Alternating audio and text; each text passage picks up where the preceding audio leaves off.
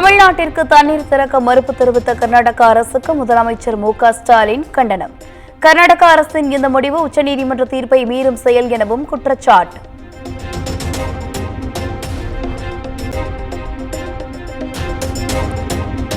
நீர்வளத்துறை அமைச்சர் துரைமுருகன் தலைமையில் நாளை அனைத்துக் கட்சி சட்டமன்ற தலைவர்கள் கூட்டம். கர்நாடக அரசு தண்ணீர் திறக்க மறுப்பு தெரிவித்த நிலையில் அடுத்த கட்ட நடவடிக்கைகள் குறித்து கருத்து கேட்க திட்டம்.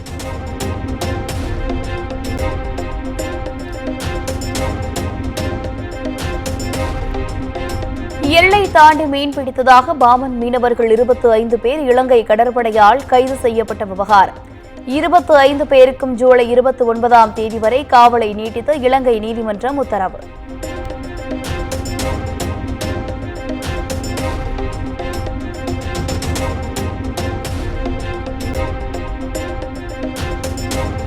முன்னாள் அமைச்சர் எம்.ஆர். விஜயபாஸ்கர் முன்ஜாமீன் கோரி உயர்நீதிமன்ற மதுரை கிளையில் மனு தாக்கல். கரூர் நீதிமன்ற முன்ஜாமீன் மனுவை தள்ளுபடி செய்த நிலையில் அடுத்த கட்ட முயற்சி.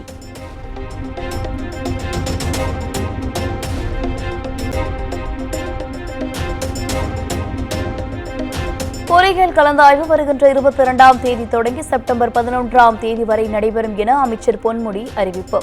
பொறியியல் படிப்பிற்கு இந்த ஆண்டு 2,53,000 மாணவ மாணவியர் விண்ணப்பித்துள்ளதாக விளக்கம்.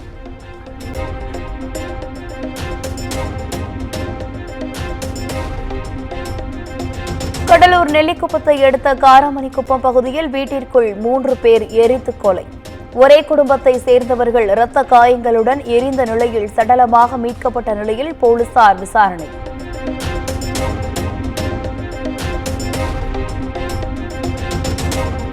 தமிழ்நாடு முழுவதும் 3,995 அரசு உதவி பெறும் துவக்க பள்ளிகளில் காலை உணவு திட்டம் தொடக்கம். திருவள்ளூர் மாவட்டம் கீழச்சேரியில் உள்ள அரசு உதவி பெறும் துவக்க பள்ளியில் முதலமைச்சர் மு.க.ஸ்டாலின் தொடங்கி வைத்தார்.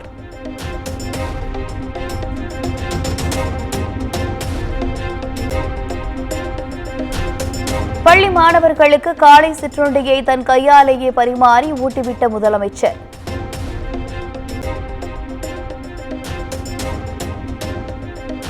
மாணவர்கள் படிப்பதற்கு எந்த தடையும் இருக்கக்கூடாது என்பதே தனது எண்ணம் என முதலமைச்சர் மு.க.ஸ்டாலின் பேச்சு. நீட் தேர்வோ புதிய கல்விக் கொள்கையோ அது எந்த தடையாக இருந்தாலும் தகர்ப்போம் என்றும் உறுதி.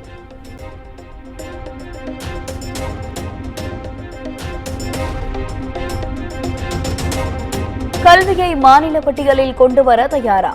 ஆக்கப்பூர்வமான செயலை மத்திய அரசு எப்போதும் மேற்கொள்ளும் என முதலமைச்சர் மு.க.ஸ்டாலின் கேள்வி.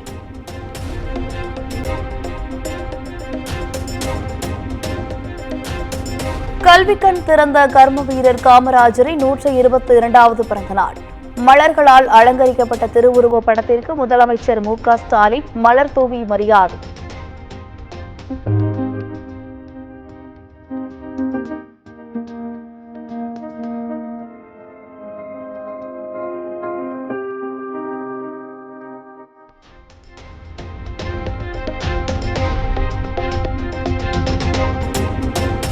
காமராஜரின் 122வது பிறந்த நாளையொட்டி எதிர்க்கட்சித் தலைவர் எடப்பாடி பழனிசாமி மரியாதை. தனது இல்லத்தில் மலர்களால் அலங்கரித்து வைக்கப்பட்ட திருவுருவ படத்திற்கு மலர் தூவி மரியாதை செலுத்தினார்.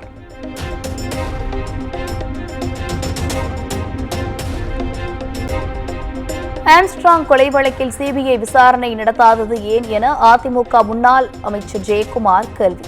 காவல்துறையினரின் என்கவுண்டரில் சந்தேகம் உள்ளதாகவும் பேட்டி. ஒரு சிபிஐ என்கொயரி வச்சுட்டு போக வேண்டியதான். வாய் திறந்தீங்கன்னா இதே போல தான் நிலைமை. அப்படின்ற ஒரு அச்சுறுத்தலை ஏற்படுத்துறதுக்கு இந்த என்கவுண்டர் நடத்தப்பட்டதா? இப்போ அதுதான் இப்போ வந்து கேள்வி. அதான் இன்னைக்கு வந்து மடியில் கணம் என்னன்னா இந்த அரசாங்கத்தை பொறுத்தவரை ஒரு சிபிஐ என்கொயரி வச்சுட்டு போக வேண்டியதானே. ஏன் சிபிஐ என்கொயரி வந்து விற்கல இன்னைக்கு? அதுதான் இன்னைக்கு வந்து 1000 மில்லியன் கொஸ்டின் மாதிரி இன்னைக்கு வந்து பொதுமக்கள் இன்னைக்கு வந்து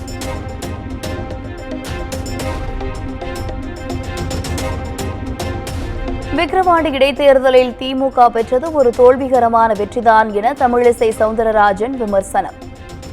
நல்லாட்சியின் குறியீடே வெற்றி என ஸ்டாலின் கூறியதற்கு கள்ளக்குறிச்சி ஆம்ஸ்ட்ராங் சம்பவங்கள் எந்த ஆட்சியின் குறியீடு எனவும் கேள்வி.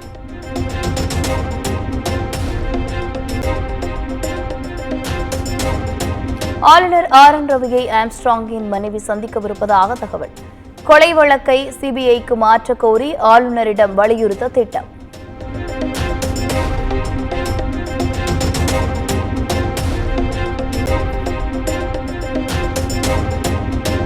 என்கவுண்டரில் சுட்டுக் கொல்லப்பட்ட ரவுடி திருவேங்கடத்தின் உடல் தகனம். மூலக்கத்தளத்தில் உள்ள மயானத்தில் உறவினர்கள் தகனம் செய்தனர்.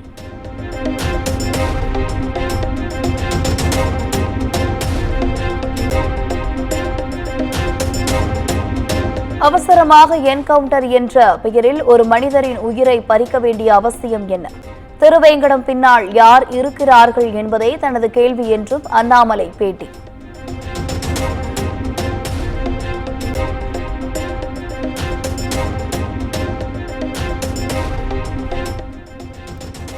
பகுஜன் சமாஜ் தலைவர் ஆம்ஸ்ட்ராங் கொலை வழக்கில் கைதான பொன்னை பாலுவுக்கு பாதுகாப்பு வழங்க வேண்டும். சென்னை காவல் ஆணையரகத்தில் அவரது மனைவி மனு.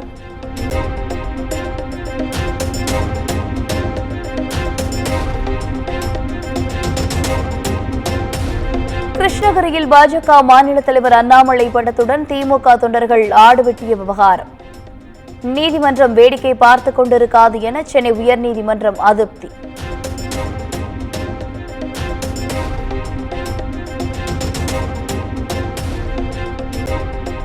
ஜெயலலிதா மருத்துவமனையில் அனுமதிக்கப்பட்டிருந்த காலத்தில் நடந்த சம்பவங்கள் குறித்து சிபிஐ விசாரணை கோரும் வழக்கு. தமிழ்நாடு அரசு பதிலளிக்க சென்னை உயர்நீதிமன்றம் உத்தரவு.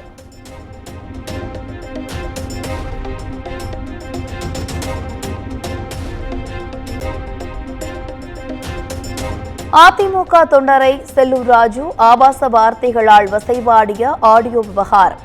மதுரையில் செய்தியாளர் எழுப்பிய கேள்விக்கு தனக்கு ஏதும் தெரியாது என செல்லூர் ராஜு மழுப்பல்.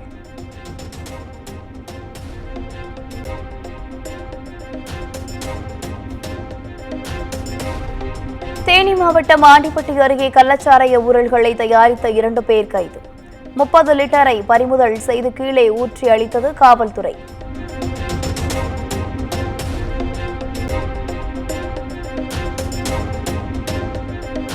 கர்நாடக அணைகளில் இருந்து தமிழ்நாட்டிற்கு திறக்கப்படும் நீரின் அளவு குறைப்பு. கிருஷ்ணசாகர் மற்றும் கபினி அணைகளில் இருந்து சுமார் 20,000 கன அடி நீர் திறப்பு.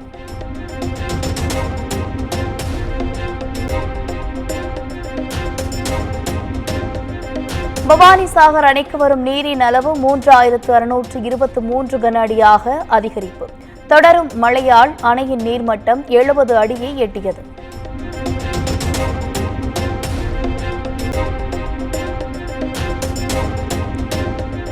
மேற்கு தொடர்ச்சி மலைப்பகுதிகளில் தொடரும் மழை. குற்றால அருவிகளில் குளிக்க தடை.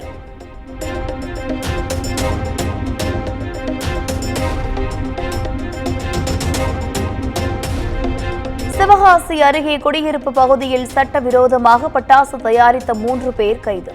500 கிலோ வெடிமருந்தை பறிமுதல் செய்து போலீசார் தீவிர விசாரணை.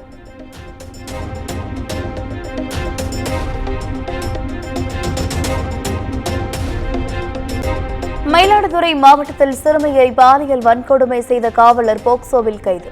காவலரை பணியிடை நீக்கம் செய்து மாவட்ட காவல் கண்காணிப்பாளர் உத்தரவு.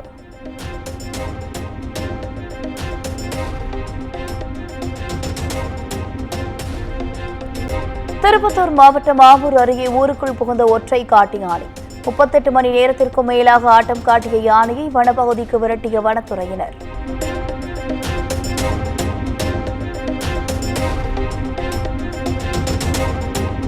கோவை தொண்டாமுத்தூரில் உள்ள அடுக்குமாடி குடியிருப்பில் வசிக்கும் இளைஞர் அட்டகாசம்.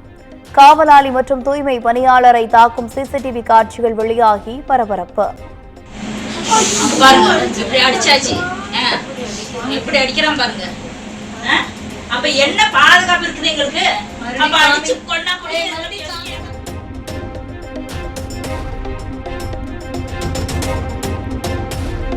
ராமநாதபுரம் பரமக்குடி அருகே ஐயனார் கோவிலில் 37 ஆண்டுகளுக்கு பின் நடைபெற்ற குதிரை எடுப்பு திருவிழா. 16 வகையான அபிஷேகங்கள் நடைபெற்ற நிலையில் ஏராளமான பக்தர்கள் தரிசனம்.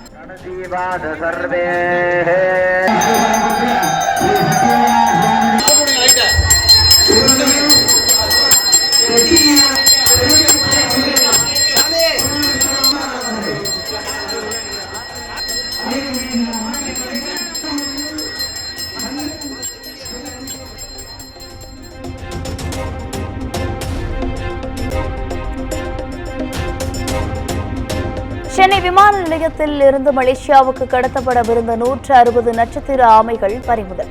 ஒருவர் கைதான நிலையில் ஆமைகளை கிண்டி பூங்கா அல்லது வண்டலூர் பூங்காவில் ஒப்படைக்க முடிவு.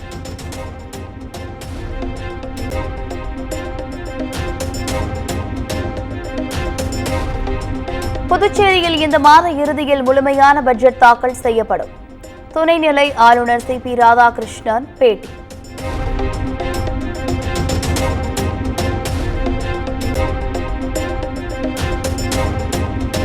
ஹிஜாபு நிறுவனத்தின் இயக்குநரான சவுந்தரராஜனின் ஜாமீன் மனுவை தள்ளுபடி செய்தது சென்னை உயர்நீதிமன்றம். சவுந்தரராஜனின் மகன் தலைமறைவாக உள்ளதால் ஜாமீன் வழங்க பாதிக்கப்பட்டவர்கள் எதிர்ப்பு தெரிவித்த நிலையில் உத்தரவு.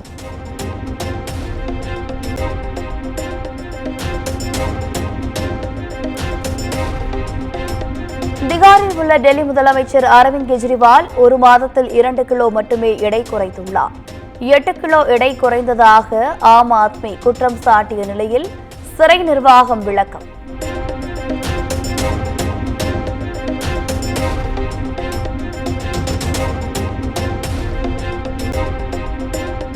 மக்களவைத் தேர்தலின் போது 4 கோடி ரூபாய் கைப்பற்றப்பட்ட விவகாரம். CBCID தொடர்ந்த வழக்கில் பாஜக நிர்வாகி கேசவ விநாயகம் பதிலளிக்க உச்சநீதிமன்றம் நோட்டீஸ்.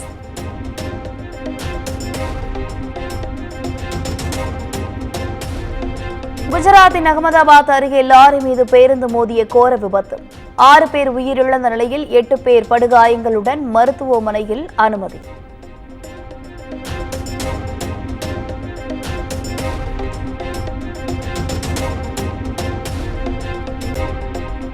அசாமில் கனமழை பாதிப்புகளால் சிக்கி உயிரிழந்தோர் எண்ணிக்கை 93 உயர்வு.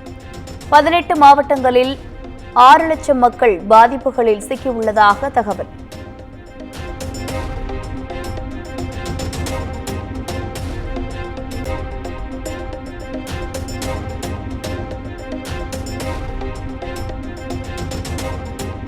கேரள மாநிலம் கண்ணூரில் பெட்ரோல் நிரப்பியதற்கு பணம் கேட்ட ஊழியர் மீது தாக்குதல். காரை இயக்கி பெட்ரோல் பங்க் ஊழியரை பேனட்டுடன் தூக்கி சென்ற காவலர்.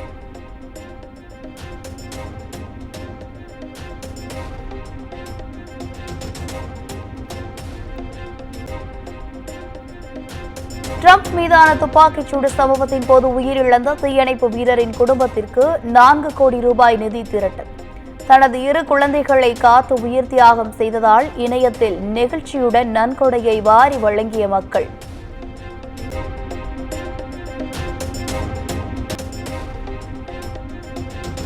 மும்பையில் ஏக்நாத் சிவசேனா கட்சி நிர்வாகியின் மகன் மிகிர் ஷா மதுபோதையில் கார் ஓட்டிச் சென்று பெண்ணை கொன்ற சம்பவம்.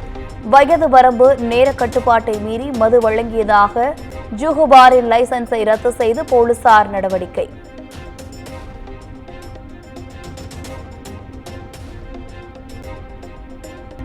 கோபா அமெரிக்கா கால்பந்து போட்டியின் சாம்பியன் பட்டத்தை 16வது முறை வென்றது மெஸ்ஸி தலைமையிலான அர்ஜென்டினா. கொலம்பியாவை 1-0 என்ற கோல் கணக்கில் வீழ்த்தி கோபா அமெரிக்கா கோப்பையை அதிக முறை வென்ற பெருமையை பெற்றது.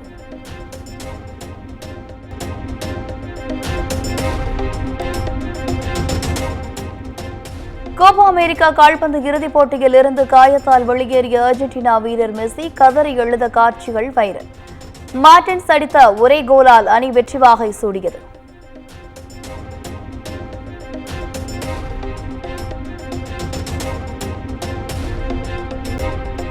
நடிகர் சிவகார்த்திகேயன் மகனுக்கு பவன் என பெயர் சூட்டு.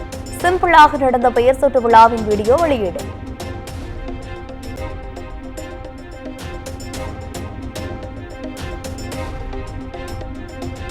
சென்னையில் ஆபரண தங்கத்தின் விலை சவரனுக்கு 160 ரூபாய் குறைந்தது. கிராம் 6785 ரூபாய்க்கும் சவரனுக்கு 54,280 ரூபாய்க்கும் விற்பனை.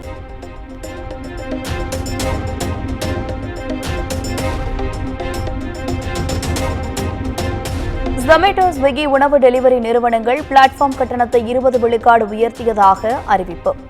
புதிய உயர்வு மூலம் ஒரே நாளில் 1,50,00,000 ரூபாய் வரை லாபம் ஈட்ட திட்டம்.